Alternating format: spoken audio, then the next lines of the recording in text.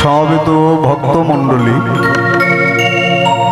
সাধু গুরু বৈষ্ণব ব্রাহ্মণ মণ্ডলী এবং আমার ভক্তিমতী মায়েদের চরণে শত সহস্র কোটি প্রণাম নিবেদন করে আজকের এই যে হরিসভা, এই হরিসভার কর্তৃপক্ষের কাছে আমার অসংখ্য শ্রদ্ধা জানিয়ে সকল ভক্ত পরিবার বর্গের গৌর হরির চরণে মঙ্গল কামনা করে আজকে শুরু করব গৌর গোবিন্দ লীলা উৎসব।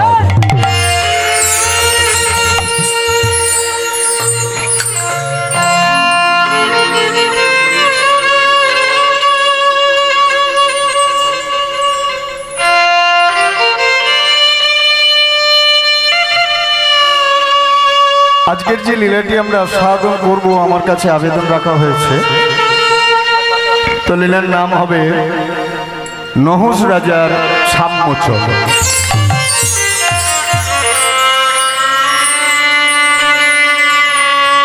বা আর এক কথায় বলা যায় নাম এবং নামের মিলনযোগ্য। একটা শিশু বালক এই হরিনামকে আশ্রয় করেছিলেন, কিন্তু মাহাত্ম্য হলো যে হরিনাম আস্বাদন করলে কি হয়, হরিনাম শুনবো কেন, হরিনাম হরিকে আশ্রয় করলে আমাদের কি হবে, এর মধ্য দিয়ে গোবিন্দ একটি লীলা করেছিলেন। হরিনামের মাহাত্ম্য, একটি অষ্টম বর্ষীয় বালক এই হরিনামকে আশ্রয় করেছিলেন। জ্বলন্ত অগ্নিকুণ্ড মাঝে তাই সেই ছেলেটাকে ফেলে দেওয়া হলো। নামের এমনই দহিকা শক্তি যে ছেলেটাকে আগুনে পুড়িয়ে মারা হলো না, আগুন তাকে স্পর্শ করতে পারল না। স্বয়ং গোবিন্দ তাকে রক্ষা করলেন, কেবল এই নামকে আশ্রয় করেছিলেন বলে। আজকের আস্বাদ্য বিষয় নহুষ রাজার সাম্যচল। শ্রীরামগুপ্ত বৃন্দাবন নবদ্বীপ মাঝে সেবা সঙ্গলে চৈতন্য মহাপ্রভু ভক্তগণকে নিয়ে আনন্দে হরিনাম শুরু করলেন। আর বৈষ্ণব কবি কলম দিলেন মহাপ্রভুর কি ভাব, মহাপ্রভু কেমন করে হরিনাম আস্বাদন করছেন। ভক্তগণ সঙ্গে নিয়ে পঞ্চতত্ত্ব সবাই হরিনাম আস্বাদন করলেন।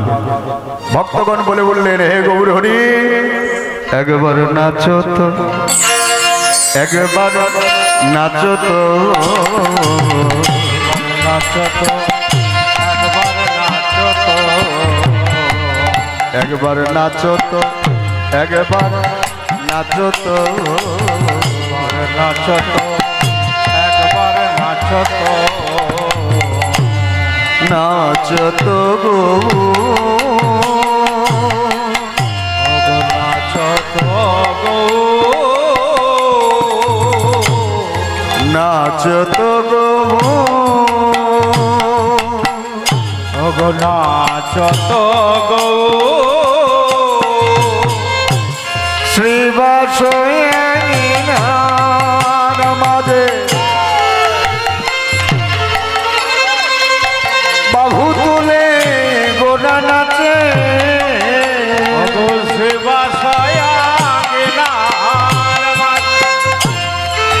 বাহু তুলে গোড়া নাচে, শ্রীবাসয়ার মাঝে বাহু তুলে গোড়া নাচে, ও গো শ্রীবাসয়ার মাঝে, ও গো বাহু তুলে গোড়া নাচে, রানা পায়ে সোনার নূপুর বাজে, বাজে বাজে, ও গো রানা পায়ে সোনার নূপুর বাজে, বাজে, রানা পায়ে সোনার নূপুর বাজে, বাজে বাজে, রানা পায়ে সোনার নূপুর বাজে, বাজে বাজে, অদ্বৈত নিত্যানন্দ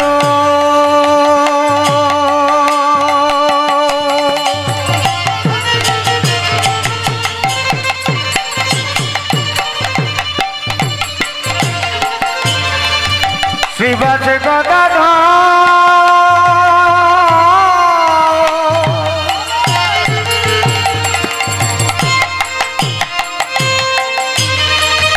পঞ্চতত্ত্বের প্রকাশ কি বলা হলো? শ্রী অদ্বৈত নিত্যানন্দ শ্রীবাস গদাধর। যেমন একটা এক্সাম্পল দিই, আমাদের হাতে কতগুলো আঙুল আছে? 5টা আঙুল। এমন একটি আঙুল আছে বলুন যেটা কেটে বাদ দিয়ে দিলে 4টে আঙুল অকেজো হয়ে যায়। সেটা কোন আঙুল? এই বৃদ্ধ আঙুল। ঠিক তদ্রূপ এই পঞ্চতত্ত্বের মধ্যে যে 4জন বলা হলো, যার শক্তিতে পূর্ণ প্রকাশ, তিনি যদি না থাকে তাহলে পঞ্চতত্ত্বের তত্ত্বই থাকবে না। এই জন্য তিনি বললেন কি শ্রী অদ্বৈত নিত্যানন্দ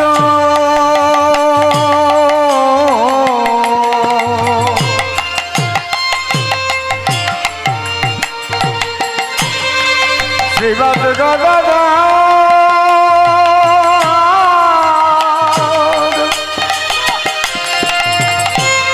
তারি মাঝে নাচেন আমার গৌরাঙ্গ সুন্দর। শ্রী অদ্বৈত নিত্যানন্দ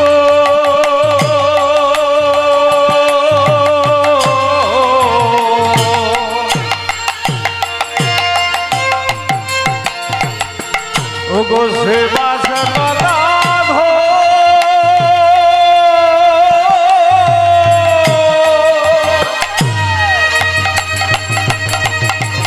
ওগো তারি মাঝে নাচে আমার গৌরাঙ্গ সুন্দর।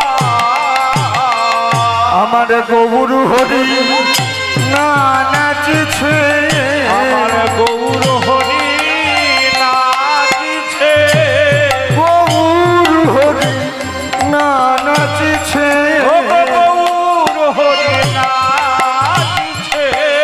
আমার নিত্যানন্দে কণ্ঠে ধরে, আমার গৌর হরি নাচিছে, আমার গদা ধরে পায়েন হয়ে, আমার গৌর হরি নাচিছে।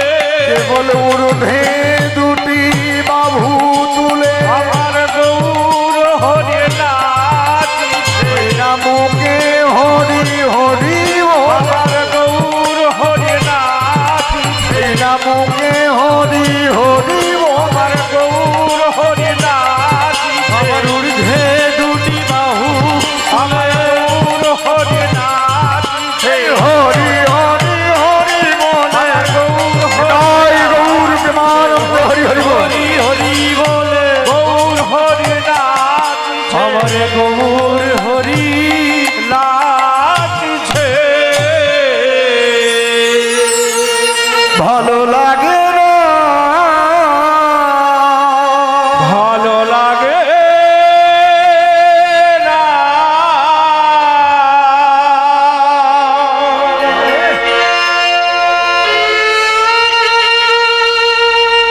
অন্যায় যদি কেউ করে শাস্তিটাকে পেতেই হবে। পাপ যদি কেউ করে পাপের শাস্তিটাকে পেতেই হবে। পাপ কোনোদিন বাপকেও ছাড়ে না।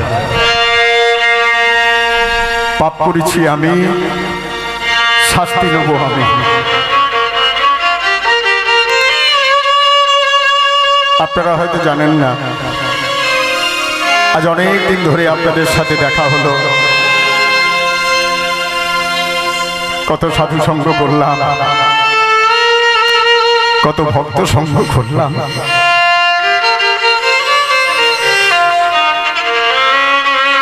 এই আজকের দিনটা হলো আমার আজ শেষ দিন।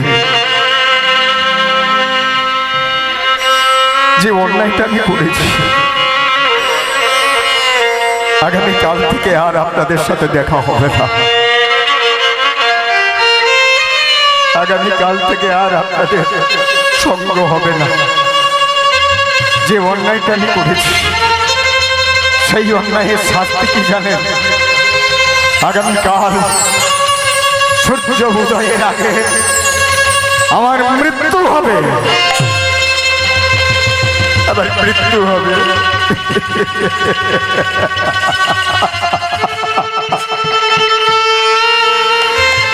আপনারা বিশ্বাস করুন, আমি যে অন্যায়টা করেছি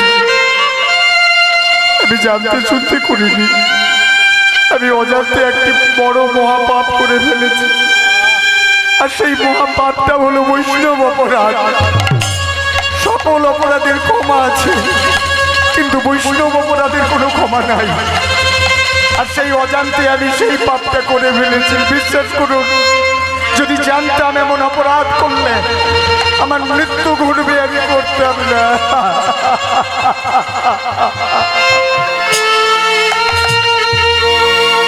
অপরাধটা কি করেছি জানেন? আমার অপরাধ হলো বনের মধ্যে শিকার করতে গেছিলাম। আর শিকার করতে গিয়ে আমার বড় জল পিপাসা পায়। সারাটা অরণ্য ছুটেছিলাম শুধু এক ফোঁটা জলের জন্য। সারাটা বন ঘুরলাম, একটু জল একটু জল। কেউ কি পারে একটু জল দিতে? জল কোথাও পেলাম না। সম্মুখে দেখতে পেলাম একটা পত্র কুটির নির্মাণ হয়ে আছে, চারধারে বেড়া দিয়ে তৈরি, গাছের বেড়া। দেখে মনে হলো একটা আশ্রম। ছুটে গেলাম একটু জলের আশায়। সেখানে গিয়ে দেখলাম একজন ঋষি তপস্যা করছে। একজন ঋষি তপস্যা করছে।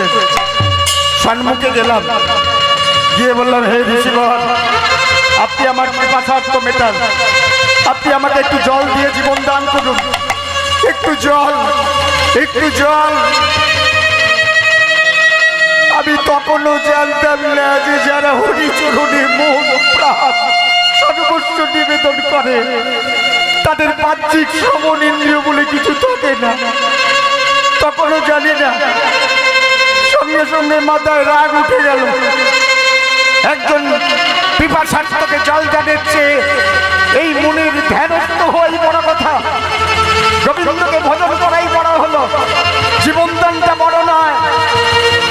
রাগে ফেটে বললাম আমি। সম্মুখে দেখতে পেলাম একটা মহাকাল সর্প।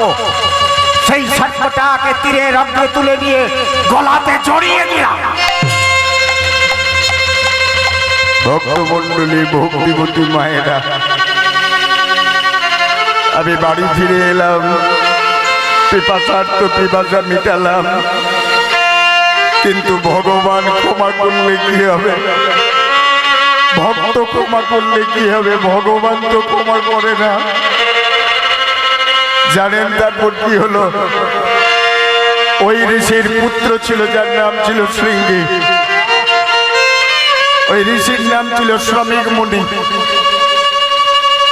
আর আমি যে এতক্ষণ যে কথাটা বললাম এটা আমার কথা নয়। যিনি এমন কর্ম করলেন যার নাম হলো মহারাজ পরীক্ষিত।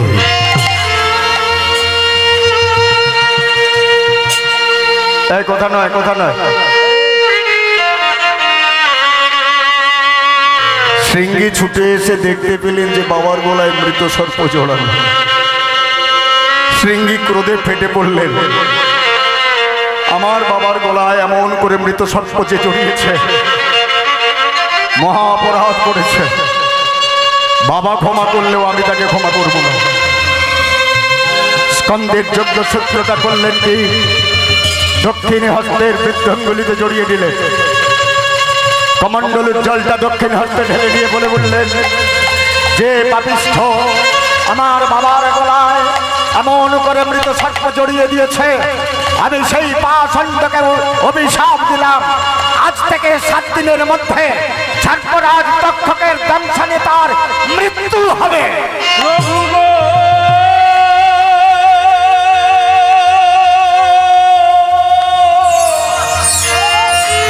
ও গো,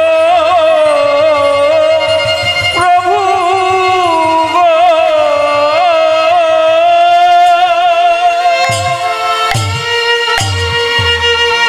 শ্রমিক মুনি ধ্যানস্থ ছিলেন, ধ্যান ভেঙে গেল।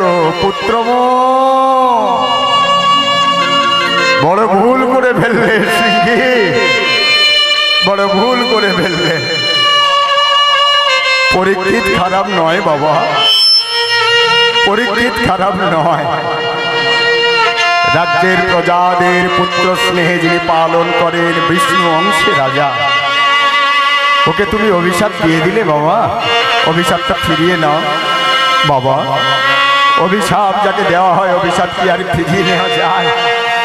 অভিশাপ আমি নেব না, অভিশাপ আমি ফিরিয়ে নেব না। ওই পাষণ্ডর সর্পরাজ তক্ষকের দংশনে 7 দিনের মধ্যে ওর মৃত্যু হবেই হবে। ভক্তমণ্ডলী, ভক্তিমতী মায়েরা, আপনারা যে আসনটায় বসেছেন, ওই আসনটা অন্য কারণ। ওই আসনটা হলো মহারাজ পরীক্ষিতের আসন। তবে ওই আসনে বসতে গেলে কিন্তু খুব সাবধান, কোন রূপ চঞ্চল নয়, নালে পরীক্ষিতের মতো আপনাদেরও দশা হবে। খুব সাবধান। শুনতে ভালো হরিসভা, কিন্তু এটা হরিসভা নয়, এটাই হলো জমের স্বভাব। খুব সাবধান, কোনো রূপ চঞ্চলতা চলবে না। হ্যাঁ, কোনো কথা চলবে না। আসতে এখানে বসে, এটা হাসির জায়গা নয়। এটা হলো সেই মহারাজ পরীক্ষিতের আসন। পরীক্ষিতকে কি অভিশাপ দিলেন? 7 দিনের মধ্যে সর্পরাজ তক্ষকের দংশনে মৃত্যু হবে। পরীক্ষিত চিন্তায় পড়ে গেলেন, আমার 7 দিনের মধ্যে মৃত্যু। কিন্তু আমি যখন খবরটা পেলাম, একটা দিন কেটে গেল, একটা রাত কেটে যাবে, কিন্তু আমার এই অপরাধের স্খলন কি হবে? পাপ করেছি, পাপের প্রায়শ্চিত্ত কি হবে? কে আমার এই পাপের প্রায়শ্চিত্ত করবে? হঠাৎ একজন সংবাদ দিলেন, চলে যান ত্রিবেণী সঙ্গমের তীরে বসে একজন ভাগবত কথা আস্বাদন করাচ্ছেন, সেই একমাত্র পারেন, যিনি হলেন ব্যাসদেবের পুত্র শুকদেব গোস্বামী প্রভু। ছুটতে ছুটতে চললেন মহারাজ পরীক্ষিত, ছুটতে ছুটতে চললেন। সেখানে গিয়ে শুকদেব গোস্বামীর চরণটাকে জড়িয়ে ধরলেন। আমার গুরু দে, আমার গুরু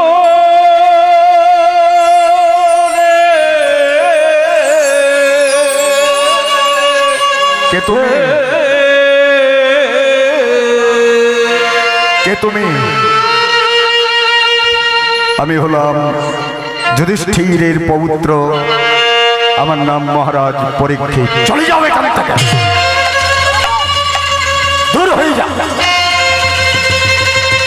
সর্পরাজ তক্ষকের দংশনের মৃত্যুর ভয়ে তুমি আমার কাছে এসেছো বাঁচবার জন্য। চলে যাও তুমি এখান থেকে। ভুল করছেন গুরুদেব, আমি বাঁচবার জন্য আসিনি। আমি আপনার চরণ তলে এলাম, যে বৈষ্ণব অপরাধ করেছি, সেই বৈষ্ণব অপরাধের থেকে মুক্তি লাভ পেতে আমি বাঁচবার জন্য আসিনি। আমার 6টা দিন 6টা রাত বাকি আছে। এই 6টা দিন 6টা রাত আপনি আমাকে যা জ্ঞান দেবেন আমি তাই নেব। শুকদেব গোস্বামী মনে মনে চিন্তা করলেন, ঠিক আছে মহারাজ পরীক্ষিত, এই যে এরা যা করছে তোমাকেও তাই করতে হবে। এদের দিকে তাকিয়ে দেখো, কারো 5 বছর পরমায়, কারো 10 বছর, কারো 30 বছর, কারো বা 50, কারো 60, কারো 100। এরা যা করছে তোমাকেও তাই করতে হবে। পরীক্ষিত তোমার চিন্তা করে লাভ নেই, গাল থেকে হাতটা নামিয়ে দাও। তোমার কোনো চিন্তার কারণ নেই, আমি যখন আছি চিন্তার কারণ নেই। গাল থেকে হাতটা নামাও, নামিয়ে দাও। চিন্তা কি, আমি তো আছি। সুখদেব গোস্বামী বসো। এরা যা করছে তোমাকেও তাই করতে হবে। কি করতে হবে? শ্রবণ, শ্রবণ করতে হবে। শ্রবণ, শ্রবণ কীর্তন আত্মনিবেদন, শ্রবণ কীর্তন আত্মনিবেদন, শ্রবণ কীর্তন আত্মনিবেদন, শ্রবণ কীর্তন আত্মনিবেদন। শ্রী হরির চরণ করো শ্রী হরির চরণ করো শ্রী হরির চরণ করো শ্রী হরির চরণ করো গতি নাই, গতি নাই, গতি নাই, গতি নাই, গতি নাই, গতি নাই, গতি নাই, গতি নাই। হরি নাম ছাড়া জীবের গতি নাই, গতি নাই, ওগো হরি নাম ছাড়া জীবের গতি নাই, গতি নাই। হরি নাম ছাড়া জীবের গতি নাই, গতি নাই। হরি নাম ছাড়া জীবের গতি নাই, গতি নাই। এটাই তোমাকে করতে হবে।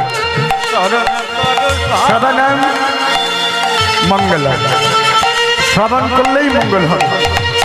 আর এটাই তোমাকে করতে হবে। তাই হবে গুরুদেব। একটা দিন একটা রাত তো চলেই গেল। 6টা দিন 6টা রাত। আপনি যা বলবেন আমি তাই শুনবো।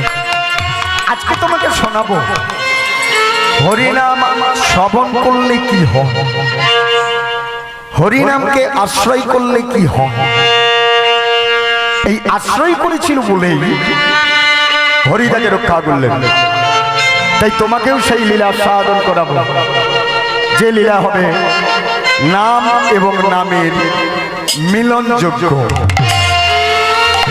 তাহলে আস্বাদন করার তার আগে তোমাকে হরিনামের মাহাত্ম্যটা একবার শুনিয়ে দিই। হরিনাম ক অক্ষর? হরি নাম কটা অক্ষর বাবা? ক অক্ষর? 4টে অক্ষর। তাহলে 4টে অক্ষরের 4টে মাহাত্ম্য আছে। কি মাহাত্ম্য? তাহলে হয় কি হয়, রীতে কি হয়, হ্যাঁ নায়ে কি হয়, মঙ্গলে কি হয়, সেটা আগে তোমাকে আস্বাদন করে। নামের মহিমাটা আস্বাদন করে তারপর যাবো লীলার মধ্য দিয়ে তোমাকে আস্বাদন করাবো সেই নাম নামের মিলনযোগ্য। বলুন গুরুদেব। চরণ আশ্রয় করে বসলেন মহারাজ পরীক্ষিত, আস্বাদন করাচ্ছেন। শোনো হরিনামের মাহাত্ম্য। হয়েতে করয়ে হরণ শোকতাপয়াদি, হয়েতে করয়ে হরণ শোকতাপয়াদি, হয়েতে করয়ে হরণ শোকতাপয়াদি, হয়েতে করয়ে হরণ শোকতাপয়াদি। রীতে রিপুগণে তারা নাচে নিরবধি, গণিতে রিপুগণে তারা নাচে নিরবধি। রীতে রিপুগণে তারা নাচে নিরবধি। গণিতে রিপুগণে তারা নাচে নিরবধি। তাহলে কি বললো? হয়েতে করয়ে হরণ শোক তাপ আদি, আদি দৈবিক, আদি ভৌতিক, আদি দৈবিক, আদি আধ্যাত্মিক ত্রিতাপ জ্বালা দূরীভূত করে, শোক এগুলোকে দূর করে। আর কি? নায়েতে করয়ে না রীতে রিপুগণ কাম ক্রোধ লোভ মোহ মদ মাশ্চর্যকে দমন করে। তারপর নায়েতে করয়ে না কালী মারো রাশি, নায়েতে করয়ে না কালী মার রাশি। নায়েতে করয়ে না কালী মারো রাশি, নায়েতে করয়ে না নাসি নাইতে করয়ে নাস কালিমা কলঙ্ক মোচন করে। রাধারানী কলঙ্ক মোচন কে করেছিল? কেউ কি পেরেছিল কলঙ্ক মোচন করতে? একমাত্র গোবিন্দ আমার তার কলঙ্ক মোচন করল। রাধারানী হ্যাঁ নাইতে করয়ে নাস কালিমা রাশি নাইতে করয়ে না কালিমার নাসি ময়েতে মঙ্গল হয় লবে তত্ত্বমসি। ওগো ময়েতে মঙ্গল হয় লবে তত্ত্বমসি। এই তো নামের মহিমা, এই তো নামের মহিমা, এই তো নামের মহিমা, এই তো নামের মহিমা, সেজন ভাগে সেই তো জানে, এই তো নামের মহিমা, সেজন ভাগে সেই তো জানে, এই তো নামের মহিমা, সেজন ভাগে সেই তো হৃদয় গৌর প্রেমানন্দ হরি হরি বল। সেজন ভাবে সেজন ভাবে, এই তো নামের মহিমা, এই তো নামের মহিমা। তাহলে পরীক্ষিত আর দেরি নয়, তোমাকে সেই লীলা সাধন করো। বলুন গুরুদেব, কিভাবে হরিনামকে আশ্রয় করেছিল 8 বছরের শিশুপুত্র? তাকে অগ্নিকুণ্ড মাঝে ফেলে দেওয়া হলো। জানো পরীক্ষিত, সেই 8ম বর্ষীয় বালককে ওই অগ্নিকুণ্ড মাঝে ফেলে দেওয়ার সময় ছেলেটা কি বলেছিল জানো? ছেলেটা বলেছিল হরি হরি বল, হরি হরি বল, হরি হরি বল, হরি বল, হরি হরি বল। হরি হরি হরি বল।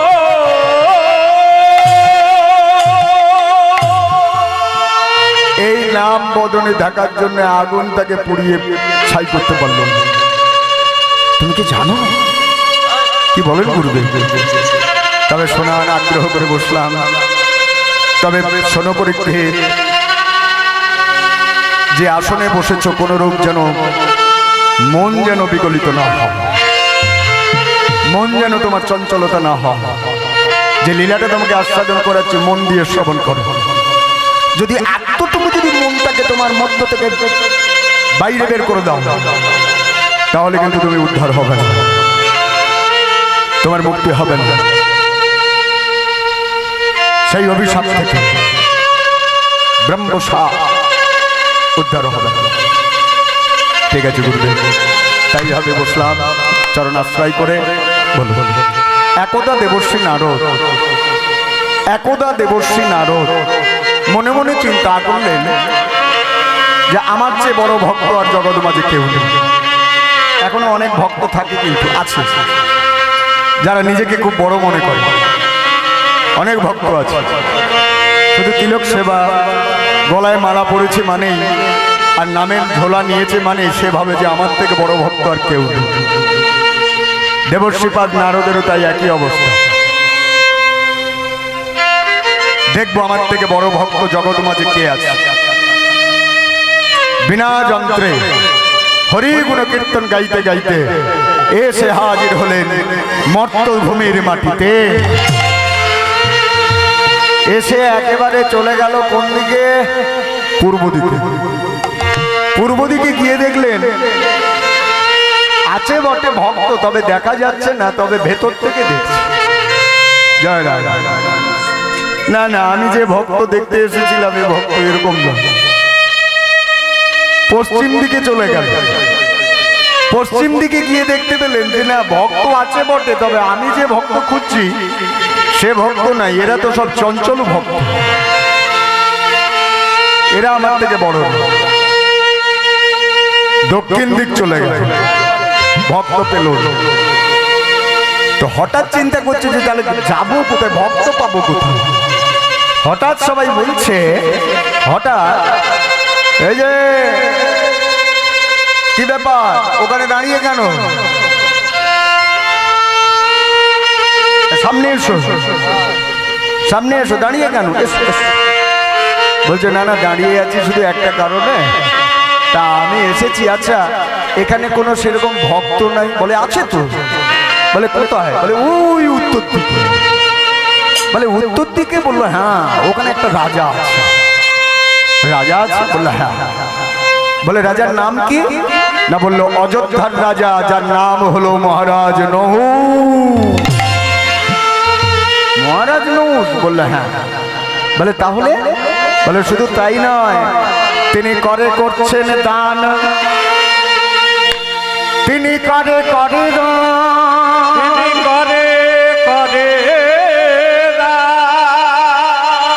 তিনি মুখে করে মধুর হরির নাম, তিনি মুখে করে মধুর হরির নাম, তিনি করে দান, তিনি করে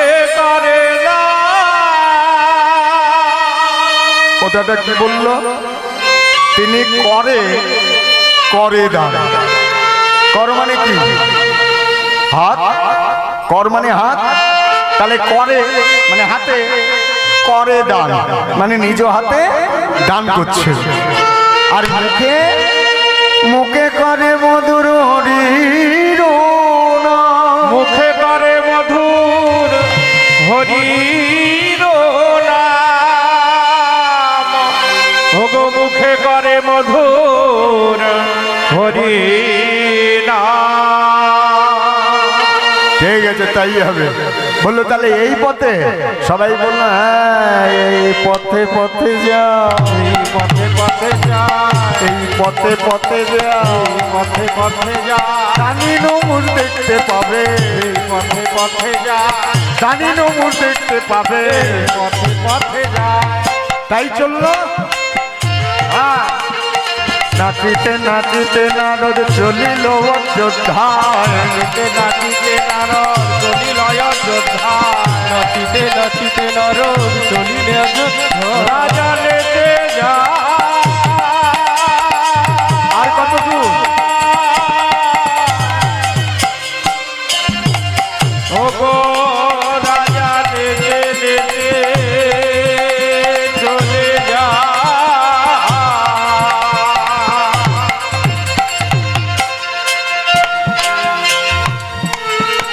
হ্যাঁ, এরা তো ঠিক বলেছিল। ওই তো, বাহ। রাজা করে দান, রাজা করে রাজা মুখে করে প্রভু, রাজা মুখে করে মধুর হরির নাম, রাজা মুখে করে মধুর হরির নাম। ভক্তটি তো দেখে ফেললেন। বলছে জগতে আমি অনেক ভক্ত দেখেছি, অনেক অনেক সাধু দেখেছি, সব দেখেছি, কিন্তু এমন দালি প্রভু দেখি নাই। আমি আমনে দাঁড়িয়ে ওগো প্রভু দেখি না, আমি এমন দালি প্রভু দেখি নাই।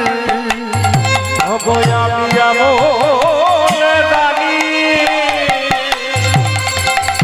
আমি প্রভু দেখি না, দানি ভক্তের কথা নারায়ণকে জানাই। আমি আমনে দাঁড়িয়ে ওগো প্রভু দেখি না, দানি ভক্তের কথা নারায়ণকে জানাই। আমি আমনে দাঁড়িয়ে প্রভু দেখি না। নারদ চিন্তা করলো, নারদ তো যতক্ষণ না এর কথা ওকে জানাতে পারছে শান্তি নাই। হ্যাঁ, নারদ চিন্তা করলো আর দেরি নয়, যার কথা তাকে জানাতে হবে। হ্যাঁ হ্যাঁ বিনা চল। এইবার করলো কি, ছুটিতে ছুটিতে নারদ ছুটে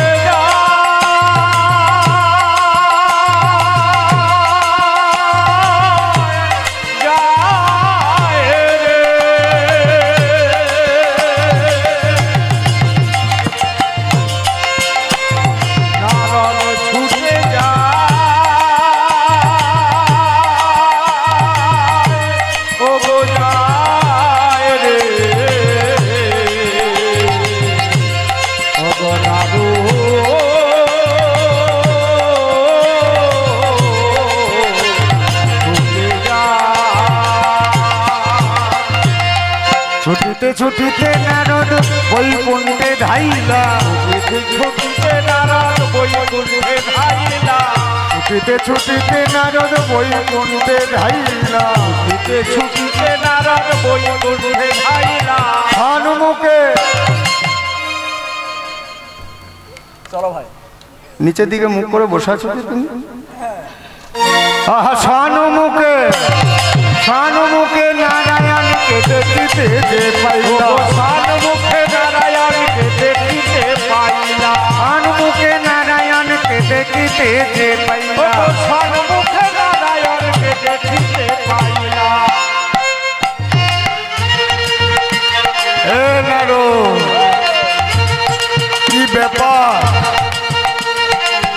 বিনার তারে হাত ঢুকিয়ে যে বসে আছো, ব্যাপারটা কি? এত হাস্যবদন, মহা আনন্দে নাচছ, ব্যাপারটা কি? বলে প্রভু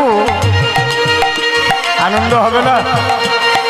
ভক্ত আমি দেখে এলাম, ভক্ত আমি দেখে এলাম, ভক্ত আমি দেখে এলাম, ভক্ত আমি দেখে এলাম, মর্তধামে গিয়েছিলাম, ভক্ত আমি দেখে এলাম, মর্তধামে গিয়েছিলাম, ভক্ত আমি দেখে এলাম। অন্তরের কথায় আজকে নারায়ণকে জানাইল, অন্তরের কথায় আজ নারায়ণকে জানালো, অন্তরের কথায় আজ নারায়ণকে জানাইল, অন্তরের কথায় আজ নারায়ণকে জানালো। প্রভু যে ভক্তকে দেখে এলাম, এত বড় ভক্ত তুমিও দেখেছো কিনা তা সম্ভব আছে? তাই বলে হ্যাঁ প্রভু।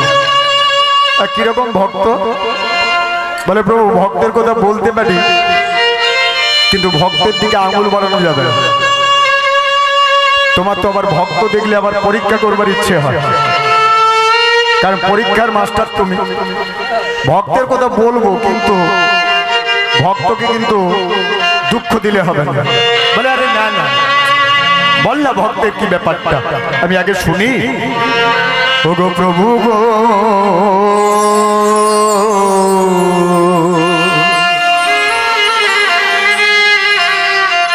আমি দেখে এলাম নয়ন ভরি,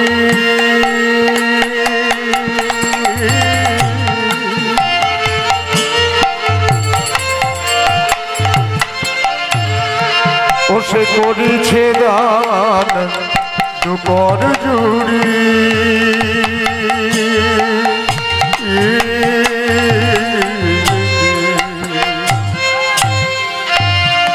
আমি দেখে এলাম নয়ন ভরি,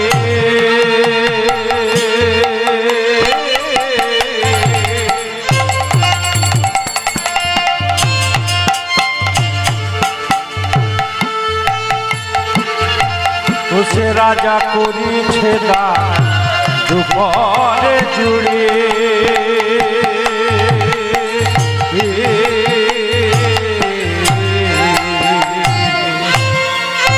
আমি দেখে এলাম নয়ন ভরি,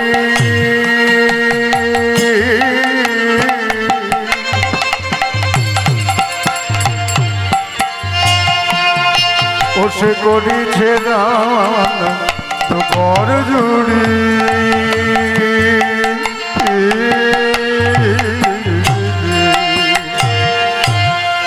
ওগো আমি দেখে এলাম নয়ন ভরি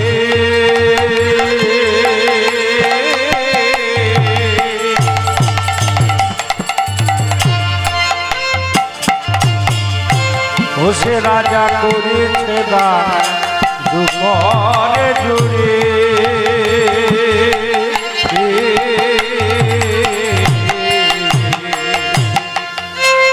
চণ্ডাল ব্রাহ্মণ না করে গণন ওই অযোধ্যা রাজ চণ্ডাল ব্রাহ্মণ না করে গণ অযোধ্যা রাজ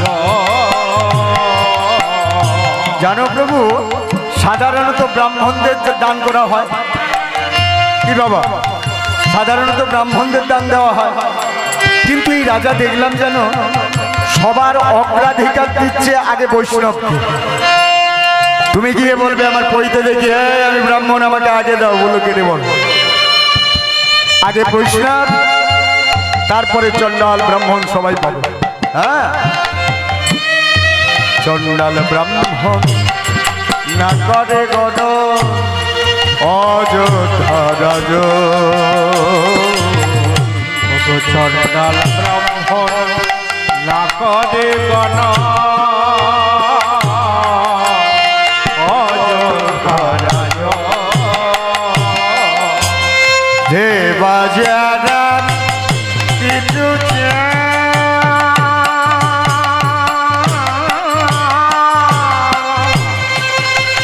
এই নে যা, এই নে যা, তার কাছে তাই পা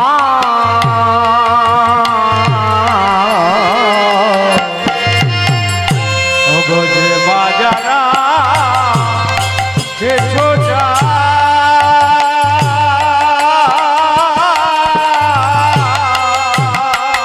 যা চাইছে তাকে তাই দিচ্ছে। এই না মুখে তার কাছে তাই পা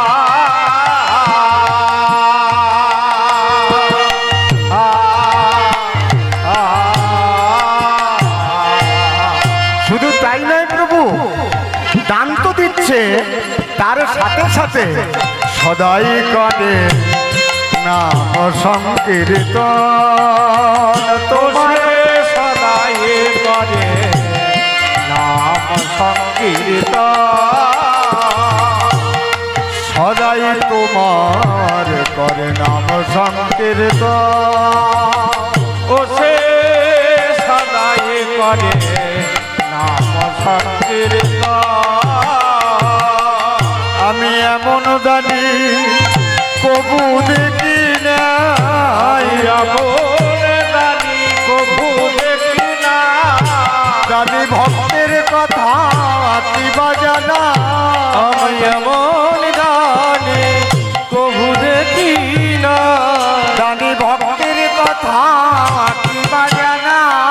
আমি এমন দানি কবু দেখি না এমন দানি কবু দেখি না, এমন দানি কবু দেখি না এমন নিরঙ্কারী ভক্তের কথা দানি কবু দেখি না যে যে যা চায় তাহা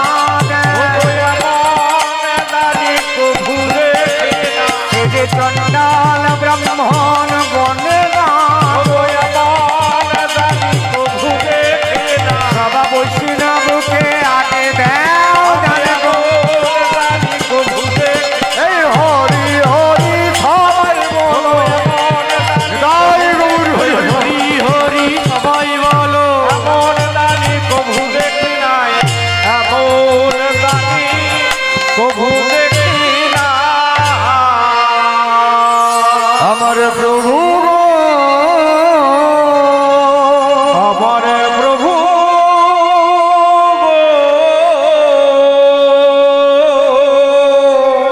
গো।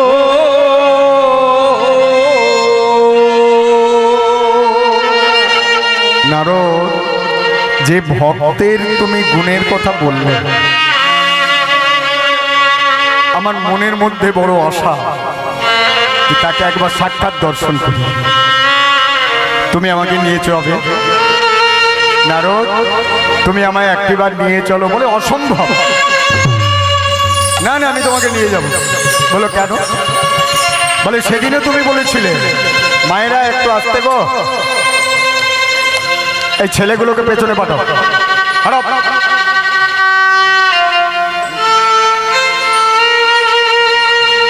খুব রাগি আমি, এখানে কোনো বদমাশি চলবে না, ঠিক আছে?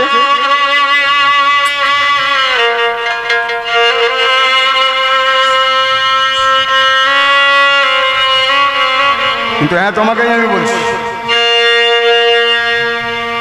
তোমাকেই আমায় নিয়ে যেতে হবে। হাসলে হবে না, বদমাশি করলে হবে না, কিন্তু নিয়ে যেতে হবে তো। কিন্তু নিয়ে যে যাবো প্রভু, সেদিন তোমাকে কিন্তু নিয়ে গেছিলাম। যেদিন বলিরাজা দান করেছিল সেদিন তোমাকে নিয়ে গেছিলাম। আর সেদিন তুমি নিয়ে গিয়ে তার যা দশাটা করলে, সে বলেছিল কি চাই, আর তুমি বলেছিলে 3 পদভূমি চাই। তোমার এক পা চলে গেল স্বর্গে, কে এক পা চলে গেল মর্ত, আর এক পা মাথায় নিয়ে একেবারে তাকে পাতালে পাঠিয়ে দিল।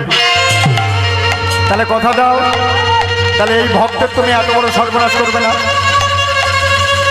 নারদ, বলি রাজা ছিল অহংকারী রাজা, আর তুমি যে ভক্তের কথা বলছো এ হলো অহংকারী ভক্ত। আমি কোনো ক্ষতি করব না, চলো। তবে প্রভু নিয়ে যেতে পারি, তবে এই বেশে গেলে হবে না, কারণ ভক্ত চিনতে পেরে যাবে। নারায়ণ বললেন, শোনো নারদ, আমাকে কে বাঁচেন, আমাকে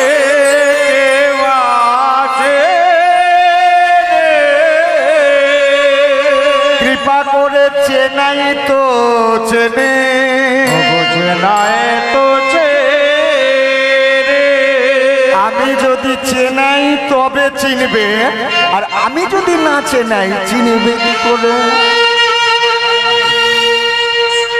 নারদ বলে, তুমি জানো না কৃষ্ণ নাম হরি নাম বড়ই মধু, বড়ই মধু, হরি নাম কৃষ্ণ নাম বড়ই মধু, বড়ই মধু, যে জনা তোমায় ভজে সে বড় চতুর। কৃষ্ণ ভজে সে বড়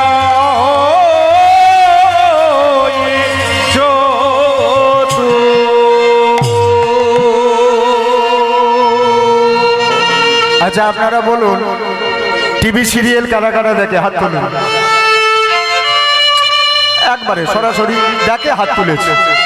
আপনাদের মধ্যে এত ঠকবাজ না, দেখেন কিন্তু হাত তুলেন না। আচ্ছা ধরে নিন একজন সিনেমার প্লেয়ার, ধরে নিন প্রসেনজিৎ, হ্যাঁ সিনেমা করে দেখেছেন। আচ্ছা সে যদি হাফ প্যান্ট পরে ফুটবল নিয়ে যদি মাঠে নামে, কেউ চিনতে বাকি থাকবে? যারা প্রসেনজিতের যারা ভক্ত তাদের চিনতে বাকি থাকবে? বাবা হাফ প্যান্ট পরলেও চিনতে পারবে। আচ্ছা কোন সিনেমাতে যদি ইয়ং ছেলেটা যদি বৃদ্ধ সাজে, পাকা চুল করে, হ্যাঁ বাঁধানো দাঁত করে যদি সে নামে, তো আপনারা তাকে চিনতে পারবেন? হ্যাঁ কি না? চিনতে পারবেন? তাহলে যারা প্রসেনজিতের ভক্ত যারা, তারা কি চিনতে বাকি থাকে? যেমনই পেশে আসুক। কে? নারদ বললেন, প্রভু যদি তোমায় চেনে ফেলে চিনবেই তো। যারা প্রকৃত ভক্ত, ভগবানকে দেখে দেখে অভ্যস্ত, তারা সবই চিনতে পারবে। বললো নারদ বললো, এ বেশে গেলে হবে না, তোমায় চিনতেই হবে। ঠিক আছে, তাহলে কি করতে হবে বলো? তুমি এক কাজ করো, আমি এক বৃদ্ধ ব্রাহ্মণের বেশ ধরি, আমি একটা বৃদ্ধ ব্রাহ্মণের বেশ ধরবো। আর নারায়ণকে বললেন, তুমি একটা শিশু বালকের রূপ ধারণ করো। শিশু বালক নারায়ণ বললেন তাহলে ঠিক আছে, তাহলে আমি বরং বৈষ্ণবের রূপ ধরবো একটু অন্যরকম। বাচ্চা ছেলে তো, মাথায় একটা নামাবলী বাঁধি, মাথায় একটা নামাবলী বেঁধে ফেললেন। নামাবলী বেঁধে করলেন কি না, কন্ধে আবার কি করলেন, একটা ঝোলা নিয়ে নিলেন। ঝোলা সঙ্গে সঙ্গে একটা ঝোলাও নিলেন। ঝোলাটাও নিলেন। নারদ দেখে বলে মনে মনে ভাবলেন, বাবা খুব ভালো লেগেছে। বৈষ্ণব কবি কলমে দিলেন, স্কন্ধে ভিক্ষার ঝুলি অঙ্গে নামাবলী, স্কন্ধে ভিক্ষার ঝুলি অঙ্গে নামাবলী, স্কন্ধে ভিক্ষার ঝুলি অঙ্গে নামাবলী, স্কন্ধে ভিক্ষার ঝুলি অঙ্গে নামাবলী, স্কন্ধে ভিক্ষার ঝুলি অঙ্গে নামাবলী। হাতে কি নিলেন, কমণ্ডল করে করি, কমণ্ডল করে করি, কমণ্ডল করে করি, কমণ্ডল করে করি, তিলক ললাটে রাজপুর গোটে, তিলক ললাটে করেছেন লীলা প্রকাশ করবার জন্য। চললেন কোথায়, তিলক ললাটে রাজপুর গোটে, চলিলেন শ্রী হরি, নাচিল ললাটে রাজপুর গোটে, চলিলেন শ্রী হরি। তিলক ললাটে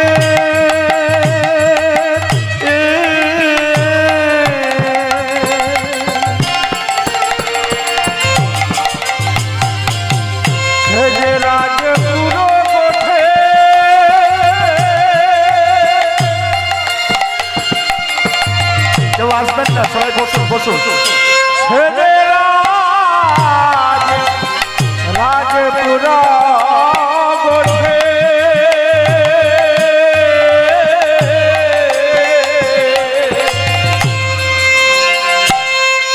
তিলক ললাটে রাজপুর গোটে, চলিলেন শ্রী হরি, ওই নাচিল ললাটে রাজপুর গোঠে, চলিলেন সে হরি। চলিছে কেমন গোলক বিহারী, ওগো চলিছে কেমন গোলক বিহারী, চলিছে কেমন গোলক বিহারী, ওগো চলিছে কেমন গোলক বিহারী, ওই না ভক্তেরই পরীক্ষার লাগি, চলিছে কেমন গোলক বিহারী, ওই না ভক্তেরই পরীক্ষার লাগি, চলিছে কেমন গোলক বিহারী, ভক্তেরই পরীক্ষার লাগি, চলিছে কেমন গোলক বিহারী, ওই না ভক্তের পরীক্ষার লাগি, চলিছে কেমন গোলক বিহারী, ওই না চলিলেন শ্রী হরি, চলিছে কেমন গোলক বিহারী, চলিলেন শ্রী হরি, চলিছে রায় গৌর হরি হরি, চলিলেন শ্রী হরি, চলিছে কেমন গোলক বিহারী, চলিছে কেমন গোলক বিহারী। আর মহারাজ নহুষ দান করছেন, কেউ উঠবেন না, কেউ উঠবেন না। মহারাজ নহুষ দান করছেন, অগণিত সকল ভক্তগণ সবাইকে দান করছেন। এখন নারদ, নারদ কে হয়েছে, বৃদ্ধ ব্রাহ্মণ একটু লম্বা, আর নারায়ণ কি হয়েছে, ছোট্ট শিশু বালক। তাহলে হাজার হাজার ভক্ত যদি দাঁড়িয়ে থাকে, ভগবান বিষ্ণু কি দেখতে পাবে, সেটা এইটুকু ছোট্ট রূপ ধরেছে। বলছে নারদ আমি তো দেখতে পাচ্ছি না গো। বলে দেখতে পাচ্ছ না প্রভু, তাহলে তুমি আমার কাঁধে এসো। নারদ করলেন কি স্বয়ং শ্রীহরিকে একেবারে কাঁধে তুলে নিলেন। নারদ বলছে আমার বহুদিনের ইচ্ছা, আমি স্বয়ং ভগবানকে আমার করতে চাচ্ছি। নারদ বলছে আরে ভগবান শ্রীহরি বলে বললেন আরে নারদ, আরে ভক্তের কাছে যেতে গেলে তো সকাল হয়ে যাবে। বলে হ্যাঁ প্রভু এত ভক্ত, কিন্তু তুমি তো যা বলেছিলে তা মিলে গেল। রাজা করে করে রাজা করে করে রাজা মুখে করে আমারি না, রাজা মুখে করে আমারি না। বাহ ওনারও তোমার কথাই তো মিলে যাচ্ছে, সত্যি এমন ভক্ত বিরল, এত নিরহংকারী ভক্ত। বললো তাহলে প্রভু যাব কি করে?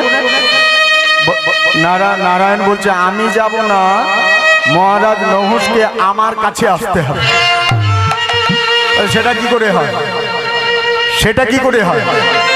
যে দান করছে সে এই সবার পেছনে এসে তোমায় দান করবে? বললো শোনো আমার নাম শ্রীহরি, আমাকে বোঝে কজন? হ্যাঁ আমাকে বোঝা অত সহজ নয়। তাহলে কি করলে আসবে? শোনো বুদ্ধি যস্যং বলং তস্য। যুদ্ধ করতে গেলে শুধু গায়ের বল থাকলে হবে না, বুদ্ধির দরকার। এই জন্য বলেছে বুদ্ধি যস্যং বলং তস্য। বলের থেকে বুদ্ধি যদি বেশি থাকে তাহলে সে যুদ্ধে জয়লাভ করলেও করতে পারে। তাহলে প্রভু তুমি কি করবে? কেন?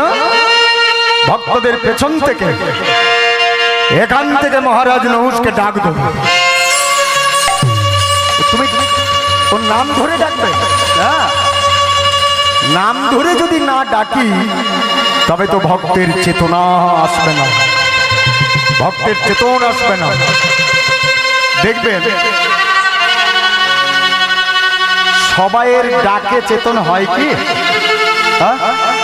এই যে আপনারা হরিনাম আস্বাদন করছেন, কে এক মনে শুনছেন, হঠাৎ একটু আড়াল থেকে আপনাদের কোনো দাদা যদি এসে যদি ইঙ্গিত করে সন্ধ্যে থেকে নাম শুনতে বসছে, এইরকম ইঙ্গিতও যদি কেউ করে না বুঝলেও বুঝতে পারে। বাবার ইঙ্গিত ছেলে নাও বুঝলেও বুঝতে পারে, স্ত্রীর ইঙ্গিত স্বামীও না বুঝতে পারে। কে? আদান প্রদানের ইঙ্গিত কেউ না বুঝলেও বুঝতে পারে, কিন্তু ও যখন ইঙ্গিত দেবে আপনার সকল বাঞ্ছা আশা সব ফেলে দিয়ে ছুটে চলে যেতে হবে ওখানে। আপনি বলবেন বড় ছেলের সংসার গুছিয়েছি, ছোটটার সংসার গুছিয়ে যাব, সময় দেবে? সময় দেবে যে ওটার সংসার গুছিয়ে যাব? তো বলবে হ্যাঁ রে বেটা ছোট ছেলের সংসার গুছিয়েই আসিস, বলবে। ওর ইঙ্গিত যেমন এলে যেমন সময় দেবে না, সঙ্গে সঙ্গে যেতে হবে।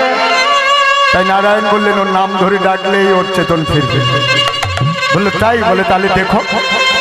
সঙ্গে সঙ্গে সে বিষ্ণু নারায়ণ ডাক দিলেন মহারাজ নমো।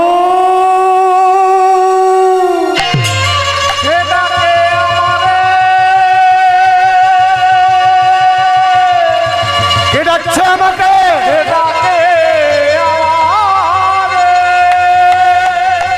কে ডাকছে আমাকে? সরে যা।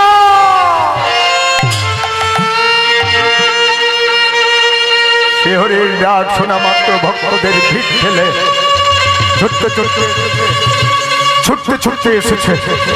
যেই না বালক ব্রাহ্মণের কাছে ছুটে এলো, রাজার নয়নে বালকের নয়নটা যেই পড়ে গেল, রাজা দশা কি হলো? নয়ন ফিরে এলো না রে, নয়ন ফিরে এলো না রে, নয়ন ফিরে এলো না রে, নয়ন ফিরে এলো না রে। অমনি ওই নয়নে নয়ন পড়িল মন প্রাণ তারে শিথিল হলো নয়নে নয়ন পড়িল মন প্রাণ তার শিথিল হলো ওই নয়নে নয়ন পড়িল মন প্রাণ তারে ভরে নিল নয়নে নয়ন পড়িল মন প্রাণ তার ভরে নিল নয়ন ফিরিল না রে নয়ন ফিরে এলো না রে। হ্যাঁ রে বলো, তুই যে আমার নামটা ধরে ডাকলি, তুই আমার নাম জানিস? জানবো না? এই তো সবাই বলছে মহারাজ নৌসের জয়, নৌসের জয়, তাই তো জানলাম তোমার নাম নহুষ। বল বল, তোর নয়নে আমার নয়নটা পড়া মাত্র আমার সর্বশরীর যেন শিথিল হয়ে যায়, আমার মন ও প্রাণ যেন তোর চরণে সমর্পণ হয়ে যায়। কি তুই, কি তোর নাম? বল বালক, তোর নাম কি? নারদ কানে কানে বলছে, প্রভু তুমি হলে জগৎপতি শ্রীহরি, তোমাকে দেখে জগৎ শিখবে, তুমি যেন মিথ্যে কথা বলবে না। বললো না না, মিথ্যে কেন বলবো? আর শোনো, সবাই আমাকে হরি ঠাকুর বলে ডাকে। নারদ মনে মনে চিন্তা করলেন, হ্যাঁ কথাটা ঠিক, গলায় পৈতে আছে, তো কারো বাড়িতে যদি পুজো করতে যায় তাদের কি বলবে? ঠাকুর মশাই কি পুজো করতে যাচ্ছে? হরি পুজো করতে যাচ্ছে। তুমিই হরি, আজকে ঠাকুরের বেশ, তোমার নাম হরি ঠাকুর। বাবা বাবা, কানে কানে বলছে, প্রভু এই ভক্তের যেন সর্বনাশটা করো না প্রভু। বলো না না, করবো, সর্বনাশ করবো। বল বালক, তুই কি চাস? যেই বলেছে মহারাজ নহুষ যে বল বালক তুই কি চাস, সঙ্গে সঙ্গে কি করলেন? নারদ যেই বলতে গেছে, কাকে বলছেন আপনি কি চাস? সর্বনাশ হয়ে যাবে, একদম বলবেন না। নারায়ণ করলেন কি, নারদের মুখটাকে লীলা করব আমি, চুপ করে থাকবে তুমি। কোনো কথা নয়, কোনো কথা নয়। বলো দেখো, আমার বড় ইচ্ছে যে তোমার এই রাজ অন্তঃপুরের মধ্যে, বললো শোন না, আমার এই মালাটা নিবি, মনে মুক্তা খচিত এই মালা, এই মালাটা নিবি? বললো না না, এই ভিখারির ছেলে। কি ভিখারির ছেলে? এই মালাটা সবাই তোমাকে দেখেছে যে এই মালাটা তোমার গলায়, সবাই জানে এটা নহুষের গলার হার। তো কালকে যখন এই গলায় হাতটা নিয়ে যখন আমি তো ভিখারির ছেলে, মালা বিক্রি করে তোমার সংসার চালাতে হবে, তাই না? তো মালাটা যখন বিক্রয় করতে যাব, সবাই আমাকে চোর বলবে, মার বেটাকে, সবাই চোর বলে মারবে। মার আমি খেতে আসি। তাহলে বল কি চাস? এই সারা রাজপ্রাসাদটা তোকে দিতে লাগিয়েছে, তা নয়। তাহলে বল বালক, তুই আমার কাছে কি চাস? শোনো মহারাজ, এই যে আপনার রাজপুরী, এই রাজ অন্তঃপুরের ভেতরে আমার কিছুটা ভূমি দরকার, ভূমি ভূমি। নারদ মনে মনে চিন্তা করছে, সেই ভূমি সেদিন বলি রাজার কাছেও ভূমি চেয়েছিল। আচ্ছা দেখি কি চায়। মহারাজ, এই রাজ অন্তঃপুরের ভেতরে আমার কিছুটা ভূমি দরকার, খুব জোর হয়ে গেছে, কিছুটা ভূমি দরকার। আর যে ভূমিটা আমার দরকার, দেওয়ার পূর্বে তোমাকে প্রতিজ্ঞা করতে হবে। প্রতিজ্ঞা? বললে হ্যাঁ। দেওয়ার আগে প্রতিজ্ঞা করতে হবে, যে ভূমি তুমি আমাকে দেবে সেই ভূমি দানের পর তোমার স্পর্শ করা চলবে না। দানের পর তুমি যদি সেই ভূমিতে পদার্পণ করো, সেই ভূমি যদি তুমি স্পর্শ করো, তাহলে কথা দাও, তাহলে মৃত্যুর পর তোমার আর কোনোদিন মুক্তি হবে না।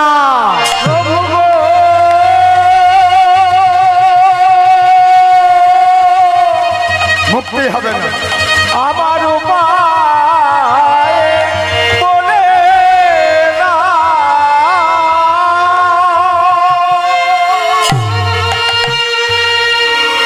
বালক, প্রত্যেকটা মানুষকে আমি দান করেছি, তোকে দান দেবো না? নিশ্চয়ই দান দেবো। দে আমার করে কমণ্ডলুর জল দে। বালক ব্রাহ্মণ করে কমণ্ডলুর জল দিয়ে দিলেন। জলটা দিয়ে বলে উঠলেন, তোর ভূমি দরকার? ঠিক আছে, তবে শোন, সাক্ষী থাক আকাশ বাতাস, সাক্ষী থাক হে চন্দ্র সূর্য, এই বালক ব্রাহ্মণ আমার রাজ অন্তঃপুরের ভেতরে যে ভূমি দান গ্রহণ করতে চাইছে, ওকে সেই ভূমি আমি দান দেবো। দানের পর সেই ভূমিতে যদি আমি কোনোদিন আমার অজান্তে পদার্পণ করি, স্পর্শ করি, আমার মৃত্যুর পর আত্মার মুক্তি হবে না।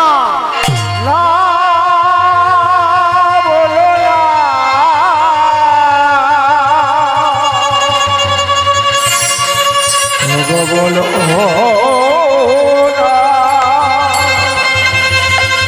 তাহলে মহারাজ তাই হবে। তাহলে বল বালক, তুই কতটা ভূমি চাস? সঙ্গে সঙ্গে বললেন, কতটা ভূমি চাই?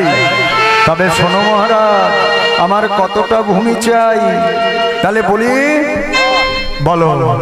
দান দেহ তুমি 3 হাত ভূমি, দান দেহ তুমি 3 হাত ভূমি, দান দেহ তুমি 3 হাত ভূমি, দেহ তুমি 3 হাত ভূমি। শুনো এ মহারাজ, মহারাজ, শুনো হে মহারাজ, হে মহারাজ, এবার শপথের দানে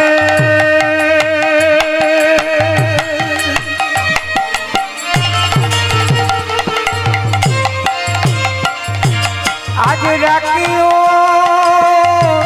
ও সম্মান,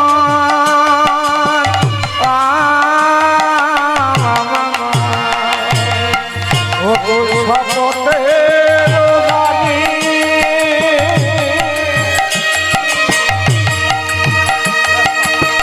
আজ রাখিও ও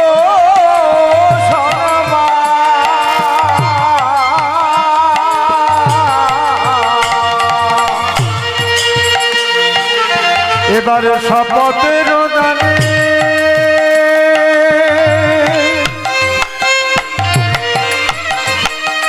আজ রাখিও ও সম্মান,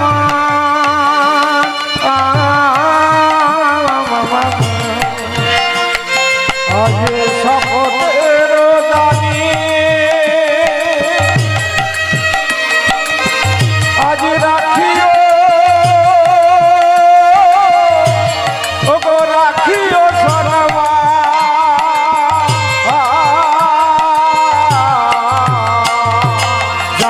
জগত জ্ঞান, জানবে জগত জ্ঞান, জানবে জগত জ্ঞান, জানবে জগত জ্ঞান।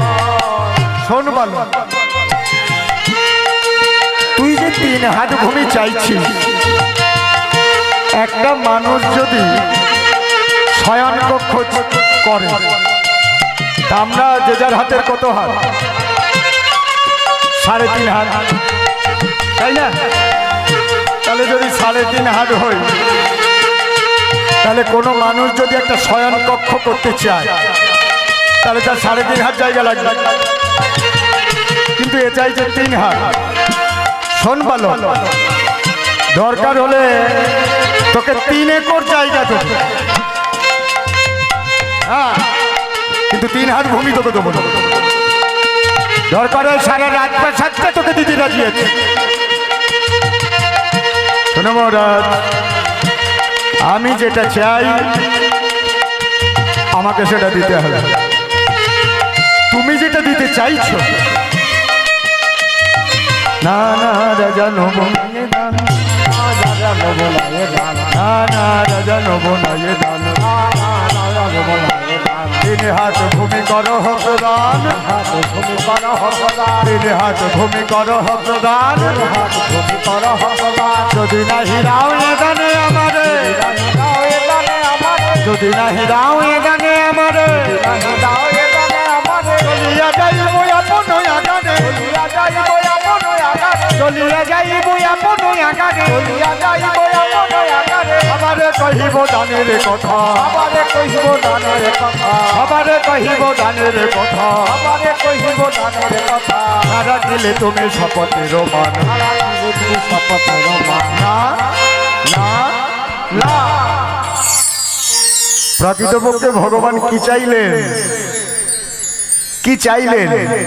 এ ভূমি চাইলেন? কি চাইলেন?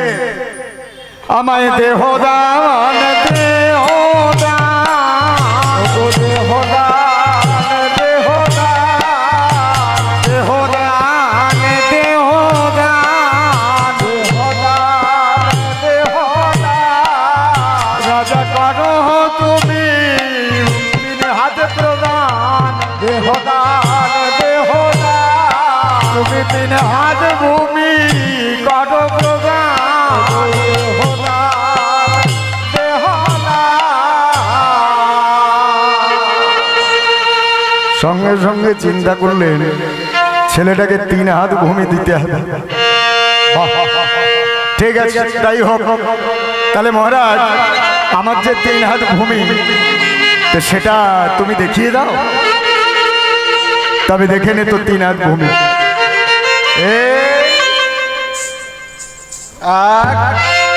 এই দুই এই তিন দৈর্ঘ্যটা মেপে দিলাম, এবার প্রস্থটা লিখে নে। দুই এই তিন তাহলে দৈর্ঘ্য আর প্রস্থটা মেপে দিলাম। বললো ঠিক আছে, কিন্তু একটা কথা বলি, এই যে জায়গাটা মেপে দিলাম প্রত্যেকের জায়গার একটা সীমা থাকে। এই যে হরিসভা দেখুন 4 ধারে 4টা খুঁটি গাড়া আছে, প্রত্যেকের জমিতেও এরকম খুঁটি গাড়া থাকে, তাই না? হ্যাঁ, তো তাহলে আমি যে এই রাজঅন্তপুরের ভেতরে জায়গাটা নিলাম, কিন্তু এই জায়গাটা তুমি দেখলে কি করে বুঝবে যে এটা তুমি দান করেছো? কে? যদি অজান্তে যদি পাপ হয়ে যায়, তাই না? তাহলে কি হবে মহারাজ? আমি আমার এই জায়গার একটা দাগ কেটে দিচ্ছি। এই আঙুল দিয়ে আমি এমন ভাবে দাগ কেটে দেবো, দেখবে জায়গাটা জল জল জল জল করবে। হ্যাঁ, দেখিতে দেখিতে প্রভু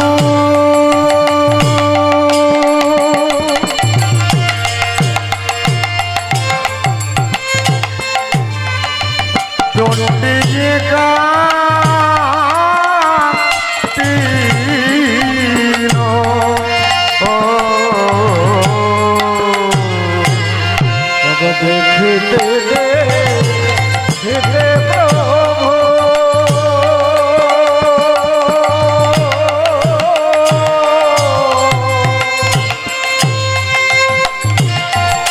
ওগো দুর্নিকা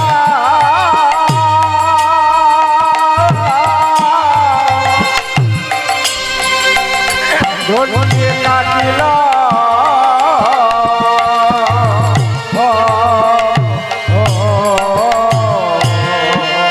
অন্তরের কথা রাজা কিছু না জানিল।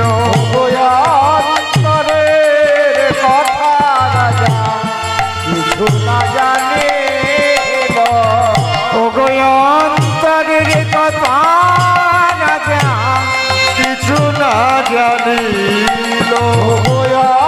অন্তরের কথা রাজা কিছু না জানিল ওগো এবার লীলা প্রকাশ হবে, ওগো এবার লীলা প্রকাশ হবে এবার লীলা প্রকাশ হবে। এবার লীলা প্রকাশ হবে ওই না লীলা হবে লীলা শতদান। ওগো এবার লীলা প্রকাশ হবে ওই না ভক্তের পরিষ্কার লাগে, ওগো এবার লীলা প্রকাশ হবে না ভক্ত হরি মুখে ওগো এবার লীলা প্রকাশ হবে হরি হরি সবাই বল। ওগো এবার জয় গৌর হরি হরি বল। হরি হরি বলো সবে এবার লীলা প্রকাশ হবে এবার লীলা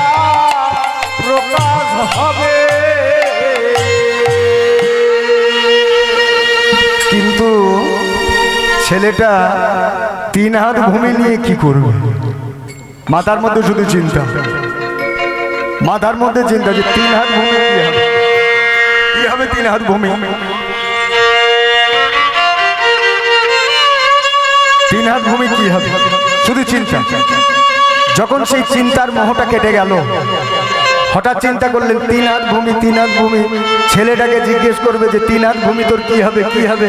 যেই ছেলেটার দিকে তাকিয়েছে দেখলেন বালক আর নাই। কোথা গেলি বলো, কোথা গেলি বলো, ওরে কোথা গেলি ওরে বালো।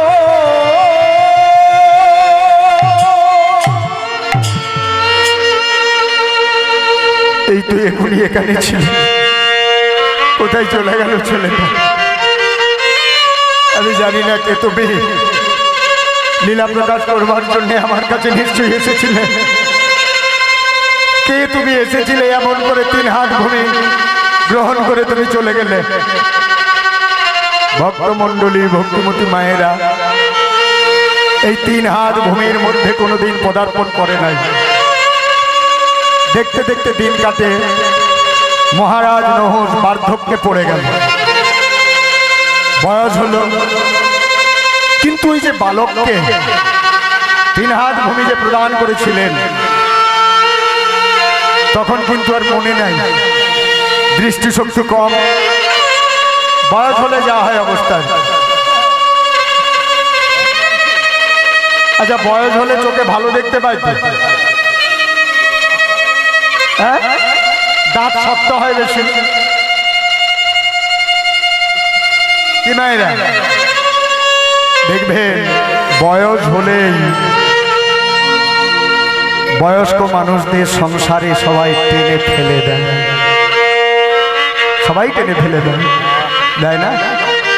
বয়স হলেই যে সংসারের জন্যে আপনি এত কিছু করলেন, সে রাজা জমিদার যাই হও না কেন, বয়স যখন হয়ে যাবে দেখবেন সংসারের কাছে আপনি তুচ্ছ।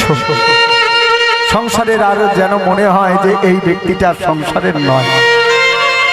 এই জন্য শিশুকাল থেকে হরিনাম করতে বলে। কেন বলে? যে বয়সকালে যেন হরি কথা বলে তার চরণে যেতে পারি। আর হরি কথা বলা যদি অভ্যাস থাকে, হরি তোমার বৃদ্ধ অবস্থায় পর্যন্ত তোমার সেবা শুশ্রূষার ব্যবস্থা তিনিই করে দেবেন। যে ছেলেটা আপনাকে দেখে না, সেই ছেলেকে এমনই কোনো না কোনো বুদ্ধি দেবে, ছেলেটা আপনাকে দেখবে। তবে সেইভাবে পথে দেখতে হবে। আমার ওখানে একজন বৃদ্ধ ছিল, বুঝলেন, মন দিয়ে শুধু, মানে একটা দোকান আছে, একটা দোকান, তো দোকানটায় পার ডে মানে প্রতিদিন প্রায় 1 থেকে 1.5 লাখ টাকা বিক্রি। এই ওখানে কথা বলে কে? 1 থেকে 1.5 লাখ টাকা বিক্রি প্রত্যেক দিন, তার 4টে ছেলে। এখন শেষ অবস্থা, একেবারে শেষের দিকে। আর শেষ হয়ে গেলে মানুষের কিরকম অবস্থা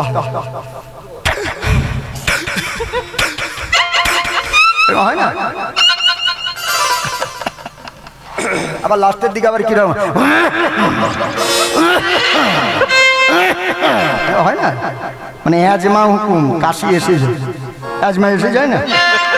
এইবার 4টে ছেলে আছে, এবার শেষ অবস্থায় দেখুন, অবস্থা দেখুন কিরকম অবস্থা, মানে শুয়ে আছে শেষ অবস্থায় এরকম হচ্ছে। বড় কাকা, বড় কাকা, বাবা আমি তো এই তো তোমার পা ধরে বসেছি, বাবা বাবা আমি তোর পা ধরে বসেছি। মেজো খোকা, মেজো খোকা, মেজো খোকা বলে, বাবা আমি তোমার এই তো হাত ধরে বসেছি, এই তো তোমার হাত ধরে বসেছি বাবা। হাতে আংটি ছিল, একটা সোনার আংটি খুলে পকেটে ঢুকিয়ে দিয়েছে। সেজো খোকা, সেজো খোকা, সেজো খোকা বলে, বাবা এই তো আমি তোমার বাম পাশে বসেছি, হাত ধরে দাঁড়িয়ে আছি। হাতে একটা হীরের আংটি ছিল, খুলে নিয়ে পকেটে ভরে নিয়েছি।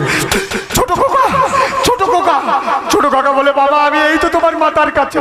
বলে দোকান, দোকান, বুঝতে পারলেন কিছু? তাহলে দোকানে কে? 1-1.5 লাখ টাকা বিক্রি। আমি মরে যাব, আমার কাছে বড় খোকা, মেজো খোকা, সেজো খোকা, ছোট খোকা সবাই এখানে, তবে দোকানে কে? শালা মরতে বসেছে তবু দোকানের খবর ছাড়ে না। অবস্থা দেখেছে? হ্যাঁ, তুই বয়সকালে কথা হরি বল বলবি, হরিনাম করবি, তাই না? এ কি অবস্থা? যখনই বলেছে ছোট পোকা বলছে বাবা আমি মাথার সামনে, তবে দোকান দোকান দোকান। ঠাকুর মশাই বলে এই শেষ বয়সে আপনার দোকানের কথা মনে পড়লো, একবার হরির কথা মনে হলো না? বলে 1.5 লাখ টাকা। তাহলে সব ছাড়া যায়, এ মাল মৃত্যুর দিন পর্যন্ত লোভ ছাড়া যাবে। কৃষ্ণ মনে দেয়, এই জন্যই বলছে ছোটবেলা থেকে হরিনাম জপ করো, দেখবে শেষ অবস্থায় তোমার হরি তোমার ব্যবস্থা করে দেবে। আজকে সেই মহারাজ নহস, বার্ধক্যের বয়স, আর বাড়িতে সেরকম নয়। বাড়িতে নারায়ণের মূর্তি রয়েছে।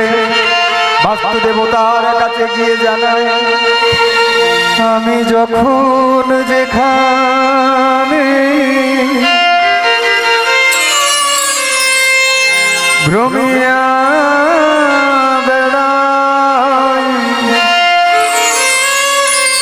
আমি দেখি তব মুখ খানি, আমি দেখি তব মুখ খানি, আমি যখন যেখানে ভ্রমিয়া বেড়াই আমি দেখি তব মুখ খানি, আমি দেখি তব মুখ খানি, হৃদয় মাঝারে রাখিব ধরিয়া তোমার চরণ খানি, আমি দেখি তব মুখ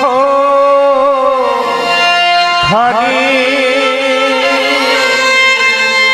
চিরতরে আমি চলিয়া যাইব, চিরতরে আমি চলিয়া যাইব, তব জয় গান শুধু গাইব, হৃদয় মাঝারে রাখিব ধরিয়া তোমার চরণ খানি, আমি দেখি তব মুখ খানি, চরণ ধরিতে দিও গো আমারে, নিও না, নিও না সরায়ে। চরণ আর কেন জয়াময় ধরিতে দিও গো আমারে, নিও না, নিও না সরায়ে। চরণ ধরিতে দিও গো আমারে, নিও না নিও না সরায়ে।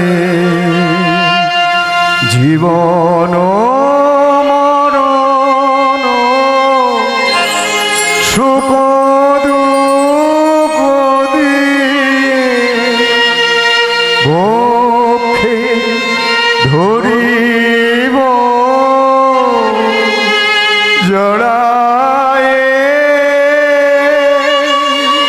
চরণ ধরি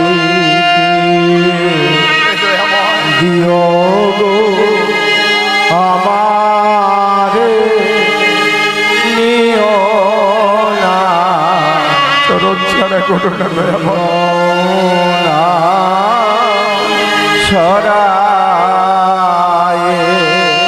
স্খলিত শিথিল কামনার ভার বইয়া বইয়া ফিরি কদয়া নিজ হাতে তুমি গেঁথে নিও হাত ফেলো না আমারে ছড়ায়ে চরণ ধরি দিও গো আমারে নিও না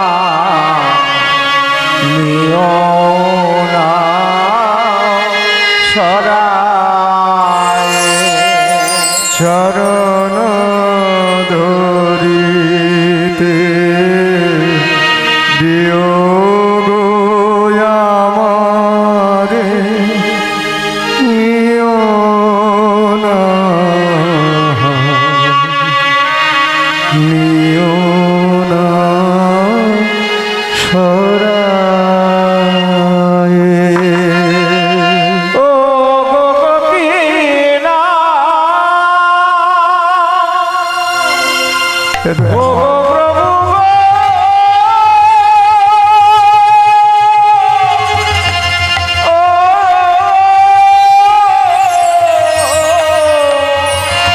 ও গো প্রভু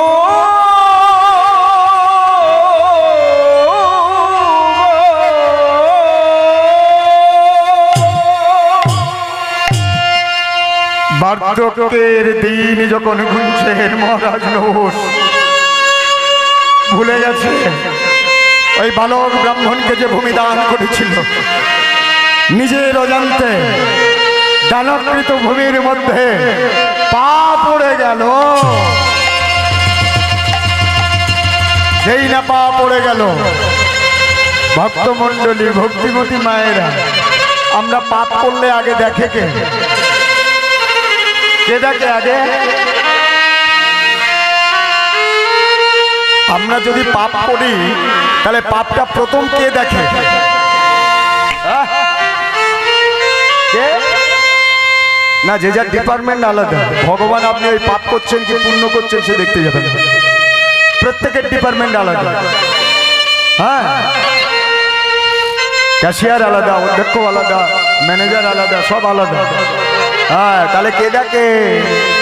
যমরাজ দর্শিল নহুষ রাজা পাপে লিপ্ত, যমরাজ দর্শিল নহুষ রাজা পাপে লিপ্ত, যমরাজ দর্শিল নহুষ রাজা পাপে লিপ্ত, যমরাজ দর্শিল নহুষ রাজা পাপে লিপ্ত, পাপ লিখো শোনো বলি চিত্রগুপ্ত, লিখো পাপ লিখো শোনো বলি চিত্রগুপ্ত, পাপ লিখো শোনো বলি চিত্রগুপ্ত, লিখো পাপ লিখো শোনো বলি চিত্রগুপ্ত। তাহলে দেখে কে? যমরাজ। তোমার কথাটা ডায়েরিয়ে নোট করে কে? চিত্রগুপ্ত। চিত্রগুপ্ত, নহুষের ডায়েরিটা খোলো, পাতায় লেখো ওর আর মুক্তি হবে না। লিখে দাও, মৃত্যুর পর ওর আত্মার মুক্তি হবে না। ছি রাজা কি করিবি, রাজা কি করিবি, রাজা কি করিবি, রাজা কি করিবি, কথা দিয়ে না রাখিলি, রাজা কি ও করিবি, তুই কথা দিয়ে না রাখিলি, রাজা কি করিবি, ছি রাজা কি করিলি, রাজা করিলি কথা দিয়ে না রাখিলি দেশে রাজা কি করিলি কথা দিয়ে না রাখিলি দেশে রাজা কি করিলি পাপলি গো শুনো বলি চিত্রগুপ্ত লিখো পাপ লিখো শুনার বলি চিত্রগুপ্ত পাপলি গো শুনো বলি চিত্রগুপ্ত পাপ লিখো পাপ লিখো শোনো বলি চিত্রগুপ্ত ওখানে খাতায় নাম লেখা হয়ে গেল, উদ্ধার হবে না, আত্মার মুক্তি হবে না।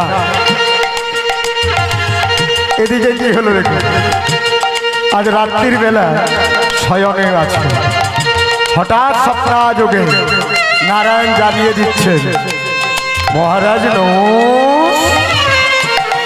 মহারাজ এ তুমি কি করলে? যে দানবকৃত ভূমি দান করে যে প্রতিজ্ঞা করেছিলে, প্রতিজ্ঞা রাখতে পারলে না, প্রতিজ্ঞা ভেঙে ফেললে। তবে শুনে রেখো, আজ থেকে তোমার আত্মার আর মুক্তি হবে না। মৃত্যুর পর তোমার আত্মার মুক্তি হবে না। স্বপ্নাযোগে জেনে নিচ্ছেন কে তুমি?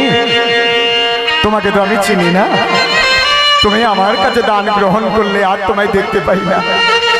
তাহলে বলো না, পাপ যদি করি পাপের প্রায়শ্চিত্ত আছে, অন্যায় যদি করি তাহলে অন্যায়ের পাপের প্রায়শ্চিত্ত থাকবে। তবে বলো না, কি করলে আমার এই পাপের মুক্তি থেকে উদ্ধার হব, আমার আত্মার মুক্তি লাভ পাবো? বলো না। বললেন, মহারাজ মুক্তি তুমি পাবে। কি করলে? পুত্রের যদি থাকে নারায়ণে ভক্তি, নারায়ণে ভক্তি পুত্রের যদি থাকে নারায়ণে মতি, পুত্রের যদি থাকে নারায়ণে মতি নহুষ রাজা মুক্তি পাবে মৃত্যু কালো পরে, মুক্তি পাবে মৃত্যু কাল পরে। যদি তোমার এমন পুত্র নারায়ণের যজ্ঞ করে, যদি তোমার এমন তার গৌর হরিবল নরকের যোগ্য করে। জয়জাতি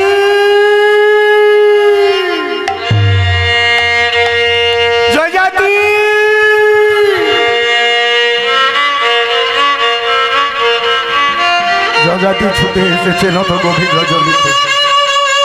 একে পিতা, আপনার চোখে জল? জজাতি হলো নহুষের পুত্র জজাতি। বাবা, আপনি কাঁদছেন? পুত্র মোর, এই যে জায়গাটা দেখছো, এই জায়গাটা একটা বালক ব্রাহ্মণকে আমি 3 হাত ভূমি দান করেছিলাম। আর এই 3 হাত ভূমি দান করার পূর্বে আমি প্রতিজ্ঞা করেছিলাম যে কোনোদিন যদি ওই ভূমিতে আমি পদার্পণ করি, তাহলে আমার মৃত্যুর পর আমার আত্মার মুক্তি হবে না। জানিস বাবা, এই ভূমিতে বার্ধক্যের বয়সে আমি জানলাম না, অজান্তে আমি পদার্পণ করে ফেলেছি। কিন্তু পিতা, বলুন, আপনি বলুন, তাহলে কি করলে আপনার আত্মার মুক্তি হবে? পিতা বললেন, তুমি যদি নরমের যজ্ঞ করো, তবেই মৃত্যুর পর আমার আত্মার মুক্তি লাভ হবে। চরণ স্পর্শ করে প্রতিজ্ঞা করলেন, পিতা স্বর্গ পিতা ধর্ম পিতা হি পরম তপ, পিতরি প্রতিমা বন্যে প্রিয়ন্তে সর্বদেবতা, জননী জন্মভূমিশ্চ স্বর্গায়পি গরীয়সি, স্বর্গালোকে গরীয়সি।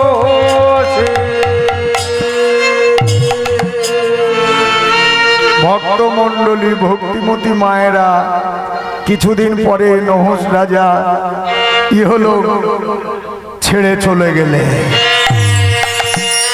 আত্মাটা প্রেতাত্মা হয়ে ঘুরছে, কিন্তু ছেলেকে কথা দিয়েছে যে নরমের যজ্ঞ করবে। ও মায়েরা, এখনকার দিনের ছেলেরা বাবা মায়ের কথা শোনে?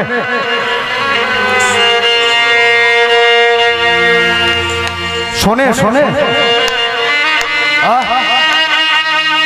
এখনকার ছেলেরা কিরকম জানেন? এটা বলবো, শুনবেন? এক বাবা, তারও 3টে ছেলে, বয়স হয়েছে, সেও ওই শুয়ে আছে। তো তখন ডাকছে, ছেলেদেরকে ডাকছে, মদন। মদন ছুটে এসছে, বাবা এই তো আমি, বাবা বাবা